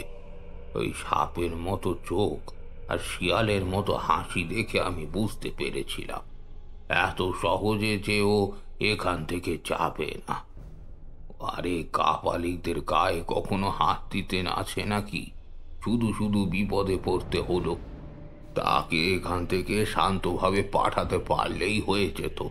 শুধু শুধু ঝামেলা করতে গিয়ে সাধু, তোমার কি সত্যি মনে হচ্ছে মাথায় কোনো বিপদ আছে? আমার তো মনে হচ্ছে আপনারও বিপদ আছে। মাধাইয়ের পরে আপনি কিংবা বিষ্ণু যে কাউকে লক্ষ্য করে সে কিছু করতে পারে, তবে তার সম্ভাবনা কম। তবে মাধাই যে কারণেই হোক তার গায়ে হাত রেখেছিল, তাই তাকে সে মারবেই। আর আমার মনে হয় এই আসছে শনিবারের দিকেই সে আবার আসবে। মাধাই কিন্তু কাল রাতের মতো ভয় পেল না, তবে তার মুখ শুকিয়ে রয়েছে। আজ বৃহস্পতিবার, হাতে আর তো মাত্র একটা দিন আছে। ভট্টাচার্য মশাই বললেন, কি করা যায় বলো তো সাধু? এইভাবে তো সবকিছু জেনে শুনে মাধাইকে বিপদের মধ্যে ছেড়ে দেওয়া যায় না।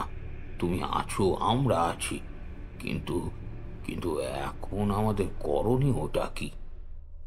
সত্যি বলতে আমাদের করণীয় যে ঠিক কি সেটা আমি নিজেও বুঝতে পারছিলাম না। তার সরাসরি মোকাবেলা করা সম্ভব নয়। মাধাইকে যদি কোনোভাবে ঘরের ভিতরে রক্ষা করা যায়, এটাই হবে সব থেকে বড় ব্যাপার। সে কথা বলতেই ভট্টাচার্য মশাই বললেন, অবিনাশকে বন্ধ ঘরের ভিতর থেকে পাওয়া গিয়েছিল, দরজা ভেঙে ঢুকতে হয়েছে, অথচ তার 2টো চোখ বিস্ফারিত। ভয়ার্ত কিছু দেখে সে যে মারা গেছে সেটা বোঝাই যাচ্ছিল। কিন্তু তাহলে মাধাইকে এখন লুকোবো কোথায়? মাধাইকে লুকোনো হলো না, তার বদলে হঠাৎ করে যেন সেদিন সন্ধ্যার দিকে এক সাধু গ্রামে এসে উপস্থিত হলো। সাধু আমাকে খুঁজতে খুঁজতে সেখানে এলো। আশ্চর্য ব্যাপার, এই সাধুকে আমি জীবনে কখনো দেখিনি।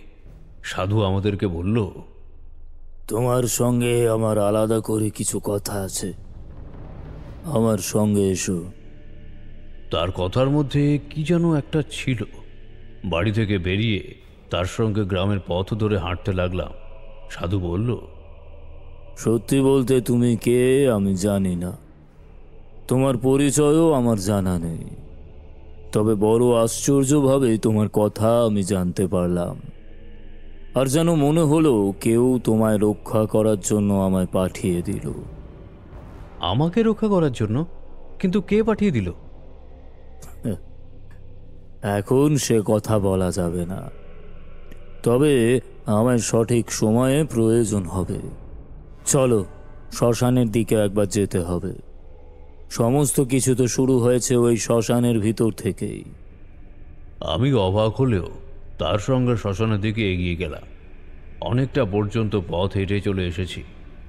সে আমার থেকে বেশ খানিকটা সামনে হেঁটে যাচ্ছে, আমি তার পিছনে পিছনে। চলতে চলতে সে অনেক কথা বলছে, আমি কোনো কিছু শুনতে পাচ্ছি না। একসময় শ্মশান পর্যন্ত এসে পৌঁছালাম আমরা। সেই সাধু শ্মশানের চারপাশটা খুব ভালো করে ঘুরে দেখল, তারপরে বলল,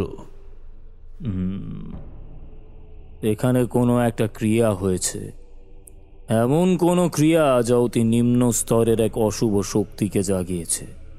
আর সে গ্রামের মানুষের ক্ষতি করার চেষ্টা করছে। ওকে আটকাবার একটাই মাত্র উপায় আছে। কি উপায়? সে রাতে আবার আসবে এবং এই গ্রামেরই কোনো মানুষের ক্ষতি করার চেষ্টা করবে।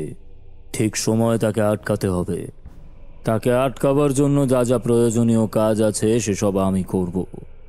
তবে কেন জানি না মনে হচ্ছে তার লক্ষ্য কিন্তু তোমার দিকেও হতে পারে, কারণ তুমি কাউকে একটা বাঁচাবার চেষ্টা করেছো।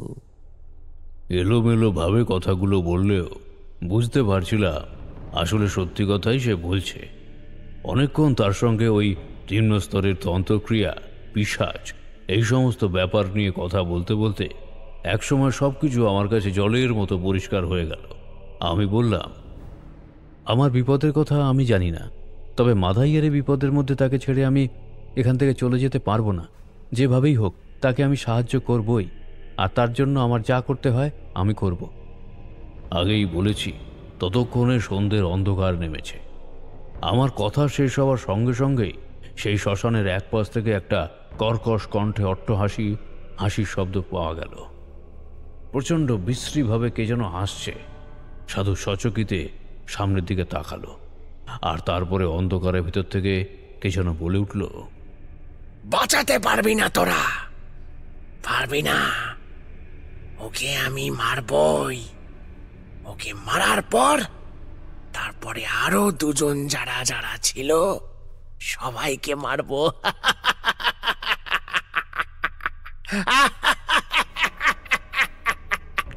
কে তুমি? অন্ধকারে লুকিয়ে আছো কেন? বাইরে বেরিয়ে এসো।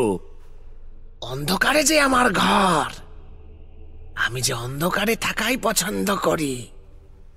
অন্ধকারের বাইরে এলে তোরা আমায় দেখে ভয় পাবি। এখনো ভালো ভালো বলছি, এই চাপাডাঙ্গা গ্রাম ছেড়ে চলে যা। এই গ্রামে মৃত্যুর কালো ছায়া নামতে চলেছে। আমি ছাড়া সে কিন্তু কাউকে ছাড়বে না। যাকে পাবে তাকেই মারবে।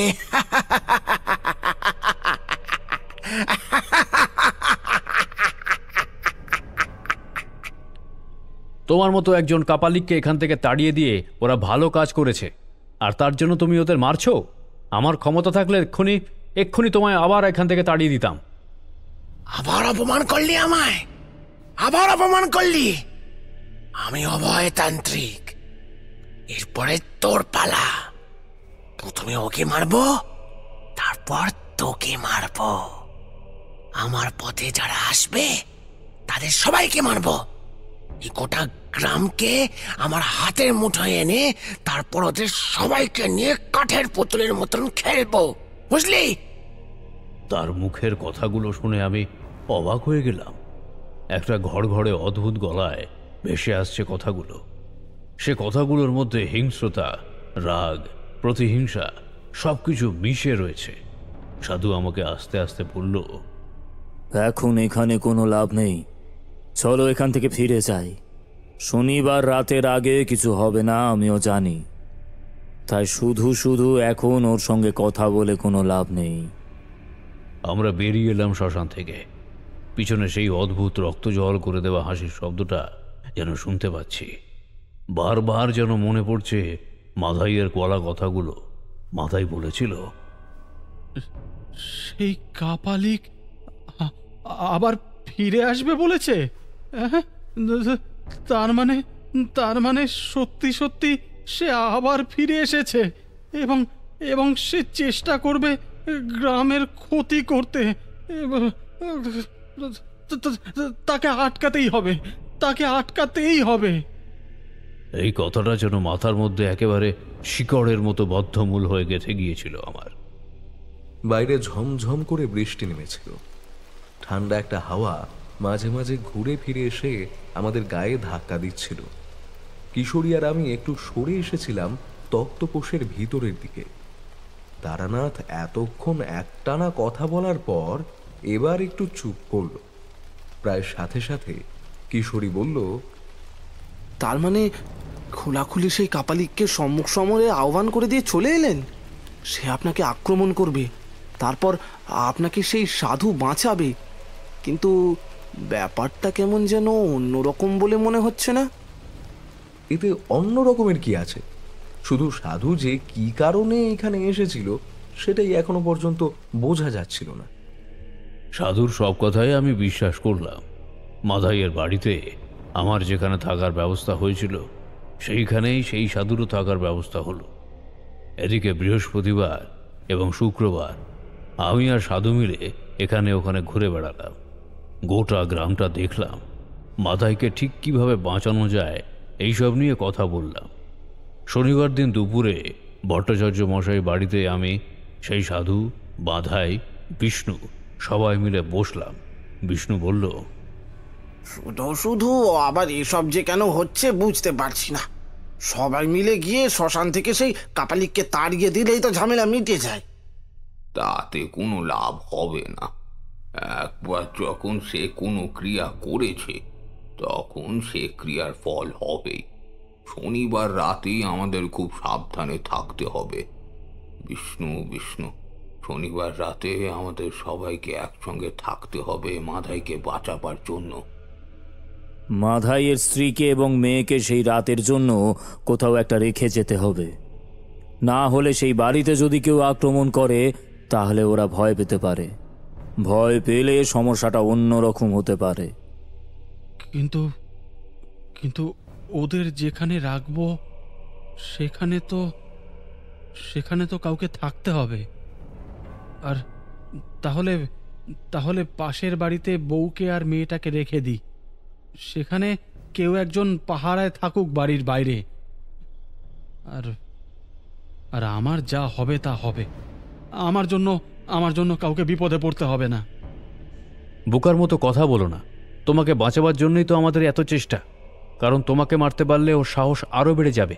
তখন ও গ্রামের আরও লোকেদের মারার চেষ্টা করবে। বিপদটা শুধু তোমার একার নয় মাধাই, বিপদটা গোটা গ্রামের। মাধাই ফ্যাকাশে মুখে আমার দিকে তাকালো। বুঝতে পারছিলাম সে প্রাণ ভয়ে ভীত হতে শুরু করেছে। সন্ধ্যার একটু আগেই সমস্ত ব্যবস্থা হয়ে গেল। বাড়ির চারপাশে মাটির উপর মশাল পুঁতে দেওয়া হলো। আমি, এই সাধু, ভট্টাচার্য মশাই, বিষ্ণু সকলেই রইলাম বাড়ির মধ্যে। বাড়িটা গ্রামের মাঝামাঝি জায়গায়, চারপাশে বাঁশের বেড়া দিয়ে ঘেরা। মাধাই রইল ঘরের ভিতর, আমরা রইলাম বাইরে। মাধাইয়ের বউ আর মেয়ে পাশের বাড়িতে রইল। সেখানে আর পাহারার ব্যবস্থা রাখা হলো না। চারিদিকে আগুন চলছে। আমরাও মনে অনেক সাহস নিয়ে ঘরের দরজাটা খুলে রেখেছি। সেখান থেকে দেখা যায় ভিতরে একটা চেয়ারের উপর চুপ করে বসে রয়েছে মাধাই। বেশ কিছুক্ষণ এইভাবেই কেটে গেল। হঠাৎ করে পিছনের দিক থেকে বিষ্ণুর চিৎকার শুনতে পেলাম। তাড়াতাড়ি আমরা সেই দিকে গিয়ে দেখি বিষ্ণু যেখানে দাঁড়িয়ে আছে তার ঠিক সামনেই একটা মস্ত বড় কালো ছায়া বাঁশের বেড়ার উপর থেকে শূন্যে ভাসতে ভাসতে বাড়ির ভিতরে ঢুকে আসছে।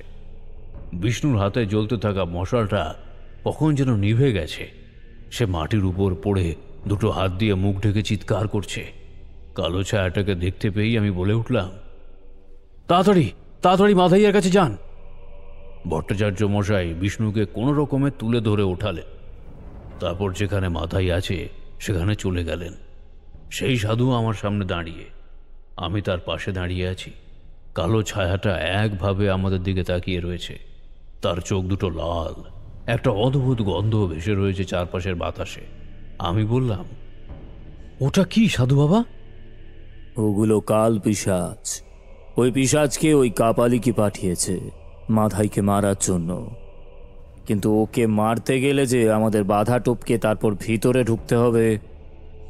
ইচ্ছে করেই আমি বাড়ির চারপাশটা বন্ধন করিনি, শুধু ঘরের চারপাশটা বন্ধন করেছি। সে ঘরের ভিতরে ঢোকা এত সহজ হবে না। সেই কালো ছায়াটা যেন সাপের মতো ফুঁসতে ফুঁসতে মাথার উপর উঠে গেল। তারপর তীব্রভাবে নেমে এলো সেই সাধুকে লক্ষ্য করে। সাধু মুহূর্তের মধ্যে সেখান থেকে সরে যেতেই মাটির উপর কিছু একটা হাঁচড়ে পড়ার মতো শব্দ শুনতে পেলাম। মাটি ছিটকে উঠল। এমন প্রবল আক্রমণ যে হতে পারে তার ধারণা আমার ছিল না। আমি ছিটকে সরে গেলাম একপাশে। ঠিক তখনই একটা রক্ত জল করা হাসির শব্দ শুনতে পেলাম সেই ছায়ার দিক থেকে। এটা মানুষের গলা নয়, কোনো নারী মূর্তির গলা যদি বিভক্ত হয়ে যায় তাহলে যেমন শুনতে লাগে, এই যেন ঠিক সেরকম। সাধু ছিটকে গিয়ে পড়েছিল একপাশে। তার হাতের কাছে চোট লেগেছে। কোনো রকমে উঠে সেই হাতটা চেপে ধরে সে বলল, আমি বেঁচে থাকতে তুই তুই বাড়ির ভিতরে ঢুকে কারোর কোনো ক্ষতি করতে পারবি না। এইবার সেই বিবস্ত ছায়ার দিক থেকে ভেসে এলো রক্ত জল করে দেওয়া গলার স্বর। তাহলে আগে তোকে মারবো, তারপর আমার পথে যে আসবে তাকে, তারপর আমার আসল শিকার। আজ রাতে রক্ত না নিয়ে আমি ফিরবো না। এবার সেই কালো ছায়াটা নেমে এলো সাধুকে লক্ষ্য করে। সাধু মাটির উপরে বসে আছে। সে উঠে যে পালাবে সেটাও পারছে না। বোধহয় তার পায়ে কোনোভাবে চোট লেগেছে। আমি ছুটে গেলাম সেই কালো ছায়াটা দিকে। সাধুকে স্পর্শ করবার আগেই আমি দুটো হাত দিয়ে দুপাশে ছড়িয়ে দিয়ে চিৎকার করে উঠলাম, চলে যা এখান থেকে, চলে যা। হঠাৎ করে আমি এমনভাবে সামনে পড়ায় সে প্রথমটা একেবারে থমকে গেল। আমি মনে মনে তখন মাতু পাগলি কাল ভৈরবের নাম স্মরণ করতে শুরু করেছি চোখ বন্ধ করে। তাদেরকে মনে মনে স্মরণ করছিলাম যাতে এই বিপদ থেকে রক্ষা পাওয়া যায়। কালো ছায়াটা আরও খানিকটা এগিয়ে এলো। তারপর যেন মনে হলো সে থমকে গেছে। চারপাশের বাতাসটা কেমন যেন হঠাৎ করে থমকে গেছে বলে মনে হলো। আমি চোখ খুলতেই দেখি কালো ছায়াটা তখন থমকে দাঁড়িয়েছে। সত্যি সত্যি আমার পিছন থেকে সেই সাধু তখন উঠে দাঁড়িয়েছে। সে বলল, বাঁশের বেড়ার কাছে ওটা কে এসে দাঁড়িয়েছ? সাধুর কথায় আমি বাঁশের বেড়ার দিকে তাকালাম। দেখলাম সেই মস্ত বড় যে ছায়াটা বাঁশের বেড়ার আড়াল থেকে এসেছিল সেটা এখন একটু পিছিয়ে গেছে। আর সেই বাঁশের বেড়ার কাছে কালো ছায়ার মতো আর একটা কে যেন দাঁড়িয়ে আছে। তার দিকে লক্ষ্য করে এতটা দূর থেকে ভালো করে বোঝা গেল না। আকাশে চাঁদের আলো থাকলেও সেই ছায়ামূর্তিরা পিছনে থাকার জন্য সেই ছায়াটাকে আমি চিনতে পারলাম না। ওটা কি কোনো সাধু নাকি অন্য কেউ? রুদ্ধশ্বাসে অপেক্ষা করতে লাগলাম আমরা। ওদিকে বাড়ির ভিতরে বিষ্ণু, ভট্টাচার্য মশাই সবাই অপেক্ষা করছে। কিন্তু সেই কালো ছায়াটার দিক থেকে এবার একটা কণ্ঠস্বর শোনা গেল। সেই কণ্ঠস্বরটা আমার চেনা, কিন্তু সেই মুহূর্তে আমি ঠিক বুঝতে পারছিলাম না। ওকে এখানে কিছু করা যাবে না, ওকে শ্মশানে নিয়ে যেতে হবে। এরপরই দেখতে পেলাম সেই কালো ছায়া যেন সামনে ভাসতে ভাসতে শ্মশানের পথের দিকে রওনা দিয়েছে। তার সঙ্গে যে গলাটা আমি শুনতে পেয়েছিলাম সেও শ্মশানের পথের দিকেই এগোতে লাগলো। অবাক হয়ে গেলাম, কালপিশাচকে এমনভাবে কে ভয় দেখিয়ে নিয়ে যাচ্ছে শ্মশানের দিকে। আমি আর সেই সাধু তাড়াতাড়ি করে গেলাম। তারপর সেই সাধুকে তাড়াতাড়ি বাড়ির ভিতরে খবর দিয়ে আসতে বললাম যে ঘরের দরজা বন্ধ করে যেন ওরা বসে থাকে, আমরা না আসা পর্যন্ত যেন বাইরে না বেরোয়। আমরা ছুটতে ছুটতে রওনা দিলাম সেই শ্মশানের উদ্দেশ্যে। শ্মশানে? কিন্তু ছায়ামূর্তি তো মাধাইকে মারার জন্য এখানে এসেছিল, তাহলে সে হঠাৎ আবার এখান থেকে পিছিয়ে গেল কেন? জানি না। শ্মশানে যখন গিয়ে পৌঁছালাম দেখি চারপাশটা খাঁ খাঁ করছে, কোথাও কিছু নেই। সাধু আর আমি বোকার মতো হতভম্ব হয়ে দাঁড়িয়ে আছি। ফিরে আসবো কিনা ভাবছি, এমন সময় দেখতে পেলাম আমাদের থেকে মাত্র কয়েক হাত দূরে একটা ছায়ামূর্তি দাঁড়িয়ে আছে, যাকে বেড়ার কাছে দাঁড়িয়ে থাকতে দেখেছিলাম। তাকে বললাম, এখানে এসব কি হচ্ছে? আমি তো কিছুই বুঝতে পারছি না। তুমি কে? আর ওই ছায়ামূর্তি ওখান থেকে হঠাৎ চলে এলো কেন? আমায় তুই চিনতে পারবি না, কিন্তু তোকে আমি চিনি। তার কথা শুনে এইবার আমার পাশে দাঁড়িয়ে থাকা সাধু বলে উঠল, আপনি তো আমার কাছে এসেছিলেন। আপনি তো আমার স্বপ্নে এসে আমাকে বলেছিলেন তারানাথের কাছে আসতে, তারানাথের কোনো বিপদ হয়েছে। কিন্তু তাহলে আপনি নিজে এলেন কেন? সব প্রশ্নের উত্তর হয় না। মনে রাখিস তারানাথের উপরে যে বিপদ আজ হঠাৎ করে নেমে আসতে চলেছিল, তা আমাদের কাটানোর প্রয়োজন ছিল। তার জন্যই তো তোকে আর আমাকে এখানে আসতে হয়েছে। এই সব কিছু সময় নির্ধারিত, কিন্তু এখনো যে আসল কাজ বাকি রয়েছে। ওই দেখ। সামনে তাকাতেই শুনতে পেলাম সেই কাপালিকের গলা। কাপালিক প্রচন্ড কর্কশভাবে চিৎকার করে বলছে, এত বড় সাহস! আমার পাঠানো কালপিশাচ ফিরিয়ে দিয়েছিস? এত ক্ষমতা তোর যে তোর গণ্ডি ভেদ করে আমার এই কালপিশাচ তোর ভেতরে প্রবেশ করতে পারেনি। এইবার কিন্তু সেই কাপালিককে আমিও দেখতে পেলাম। একটু দূরে শ্মশানের মধ্যে ধিকি ধিকি আগুন জ্বলছিল, সেটা বোঝা যায়। এবার দৃশ্যটা দেখে রাগে আমার গোটা শরীরটা কেমন যেন রিরি করে উঠল। সহজে আমি রাগ করি না, কিন্তু আজকে এমন কেন মনে হচ্ছিল বুঝতে পারলাম না। শুধুমাত্র ওই একটা লোকের জন্য মাধাই, ভট্টাচার্য মশাই, বিষ্ণু সবাই ভয়ে ভয়ে ঘরের মধ্যে লুকিয়ে রয়েছে। মাধাইয়ের বউ আর মেয়ে পর্যন্ত ঘর ছাড়া। এই কাপালি কিসের জন্য এত কিছু করছে তা আমার জানতেই হবে। কথাটা বলে আমি হাঁটতে হাঁটতে এগোতে লাগলাম সামনের দিকে। আমার পিছনে যে ওরা দুজন হেঁটে আসছে সেটা ভালোই বুঝতে পারছিলাম। কাপালিকের কাছাকাছি গিয়ে পৌঁছতেই সে আমার দিকে তাকিয়ে রক্তচক্ষু করে তাকিয়ে রইল। তারপর হেসে উঠে বলল, আমি ছাড়বো না, আমি আবার চেষ্টা করব। তোর জন্য সব হয়েছে, তখনই আমার বোঝা উচিত ছিল। তখনই তাদের দুটোকে শ্মশানের মধ্যে মেরে ফেলা উচিত ছিল, না হলে আমার কাজে বাধা পড়তো না। এখন হা করে দাঁড়িয়ে কি দেখছিস? তাড়াতাড়ি তাড়াতাড়ি যা, ওর রক্ত চাই আমার। প্রথমে বুঝতে পারিনি কাপালিক কাকে কথাটা বলছে। তারপরে দেখতে পেলাম কাপালিকের ঠিক পিছনে একটা বেশ বড় সড়ো কালো শিয়ালের মতো একটা জন্তু দাঁড়িয়ে আছে। তার চোখ দুটো লাল, মুখের সাদা লম্বা দাঁতগুলো যেন বাইরে বেরিয়ে আসছে, আর সেই দাঁতের গোড়া থেকে লালা গড়িয়ে গড়িয়ে পড়ছে। মুখে একটা গড়গড় শব্দ করছে সে। এক পা করে আমার দিকে এগোচ্ছে। মনে হবে এ ধারণা করতে পারিনি। তোমরা তো জানো, তখন ক্ষমতা বলতে আমার কিছুই নেই। আমি ধীরে ধীরে এক পা করে পিছনের দিকে সরতে থাকলাম। সেই শিয়ালের মতো প্রাণীটা এক পা করে আমার দিকে এগোচ্ছে। গোটা শ্মশানের ভিতরে নিস্তব্ধতা যেন আমাকে আশপাশ থেকে চেপে ধরতে শুরু করেছে। বারবার কানে ভেসে আসছে সেই কাপালিকের কর্কশ অট্টহাসি এবং তার সঙ্গে সেই শিয়ালের মতো অদ্ভুত প্রাণীটার গর্জনের শব্দ। সে আরও এক পা এগিয়ে এসে সামনে দুটো পা উঁচু করে ঝাঁপ দিল আমাকে উদ্দেশ্য করে।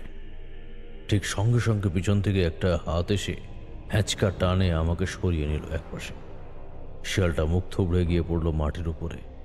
সে ঘুরে দাঁড়াতেই বুঝতে পারলাম আমার পিছনে সেই সাধু, আর সামনে দাঁড়িয়ে সেই দ্বিতীয় সাধু, যার গলা আমার চেনা বলে মনে হচ্ছিল। কিন্তু আর সামনে এগোবার সাহস করলাম না। বোকার মতো দাঁড়িয়ে রইলাম কিছুক্ষণ। সেই সাধু একবার হাত মাথার উপরে তুলে বিড়বিড় করে কিসের জন্য একটা মন্ত্র পড়তেই শিয়ালটা এবার ঘুরে গেল সেই কাপালিকের দিকে। কাপালিক এতক্ষণ চুপ করেছিল, এবার সে সামনের দিকে তাকিয়ে ভয়ার্ত গলায় বলল, অসম্ভব, এটা হতে পারে না।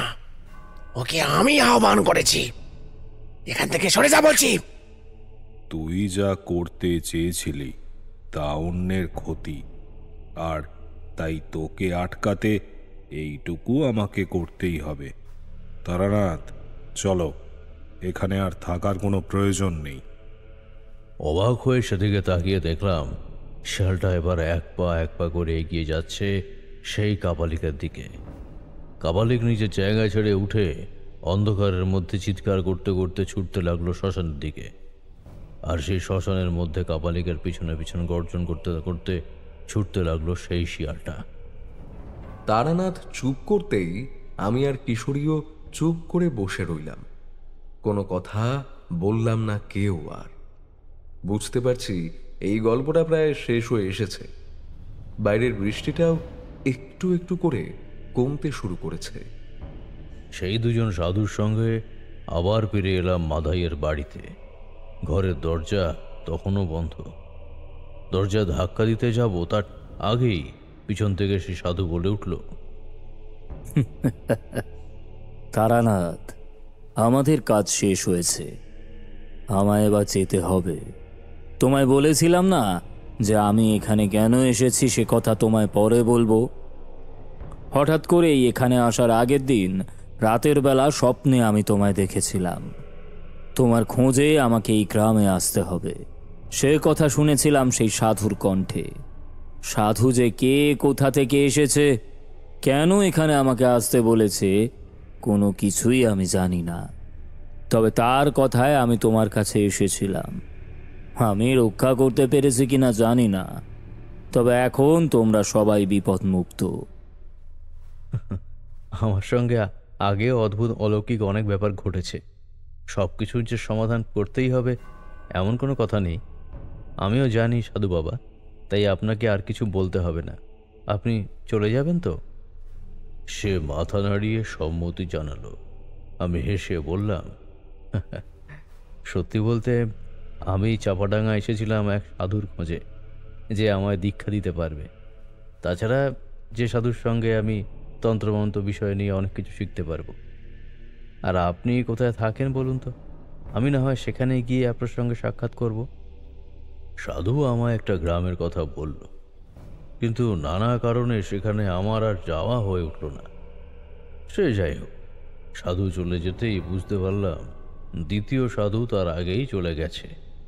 আমি দরজা ধাক্কা দিতেই ঘরের ভিতর থেকে বিষ্ণু উঠে এসে দরজাটা খুলল।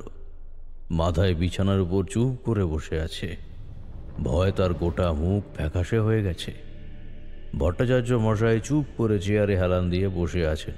বিষ্ণু বলল, আরে সাধু, তুমি তো আমাকে ভয় পাইয়ে দিয়েছিলে। এতক্ষণ হয়ে গেল তুমি আসছো না দেখে আমরা তো চিন্তায় চিন্তায় অস্থির হয়ে পড়েছিলাম। বাড়ির বাইরে এতক্ষণ ধরে যা হলো, তারপর কি হলো বলুন তো সাধু? বাড়ির ভিতরে যে কোনো একটা শক্তি ঢোকার চেষ্টা করছিল তা বুঝতে পারছিলাম, কিন্তু কিন্তু তারপরে যা হয়েছিল পুঙ্খানুপুঙ্খ আমি বর্ণনা করে বললাম সেখানে উপস্থিত সবাইকে। সব কথা শুনে মাধাইয়ের মুখ থেকে যেন সেই ভয় ভাবটা একটু একটু করে সরতে লাগলো। ভট্টাচার্য মশাই বললেন, তুমি না থাকলে মাধাইয়ের বোধ হয় এইবারে সত্যি সত্যি জীবন সংশয় হতো, আর তারপরে আমাদের প্রাণ সংশয় হতো।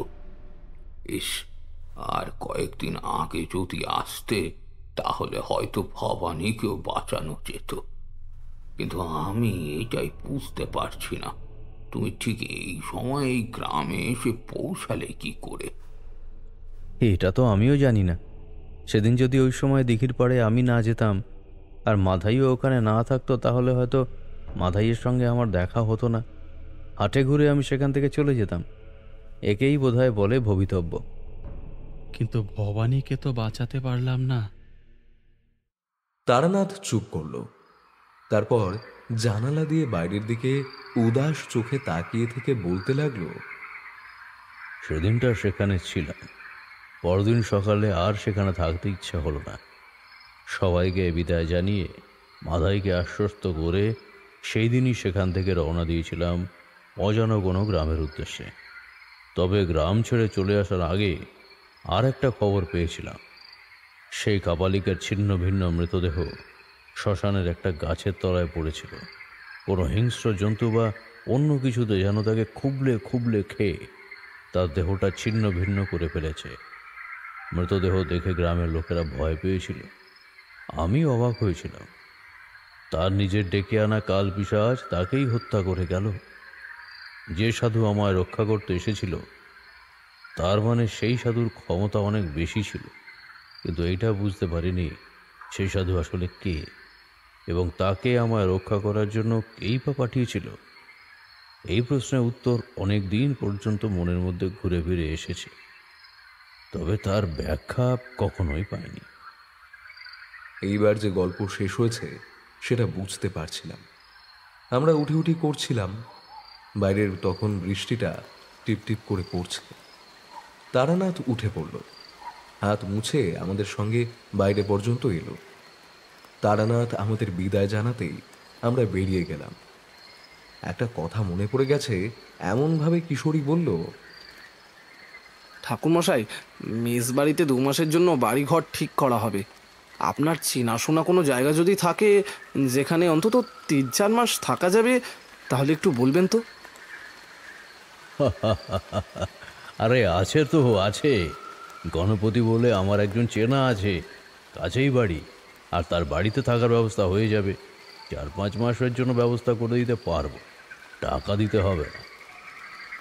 আমি বললে সে এমনিতেই থাকতে দেবে, তার বাড়িতে অনেক ঘর এমনিই পড়ে থাকে। এই দেখো, সব কিছুই শোনা হলো, একটা ব্যাপার কিন্তু কিছুতেই শোনা হলো না। কোন ব্যাপার? আরে তোমার মনে নেই, এই ঠাকুরমশাই আর মাধাই যখন ওই দিনের বেলা ঢিবির কাছে গিয়েছিল, তখন ওই মাটির বড় ঢিবির পিছনে কাউকে দেখতে পেয়েছিল ঠাকুরমশাই। সেটাকে সেটাই তো জানা হলো না। কাপালিকের পাঠানো কালপিশাচ নিশ্চয়ই দিনের বেলাতে ঢিবির আশেপাশে ঘুরে বেড়াবে না, তাহলে ওটা কে ছিল? আরে তাই তো, আশ্চর্য! সেই কথাটা তো একবারও মাথায় এলো না আমাদের।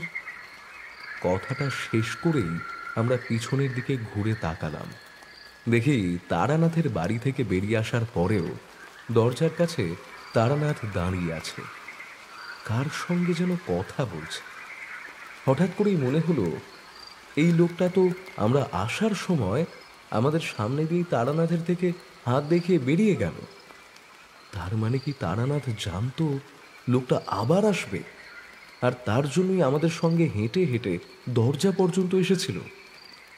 দূর থেকে দেওয়ালের গায়ের একপাশে আলগা হয়ে ঝুলে থাকা টিনের সাইনবোর্ডটা চোখে পড়ল। তাতে লেখা রয়েছে তারানাথ জ্যোতির্বিনোদ।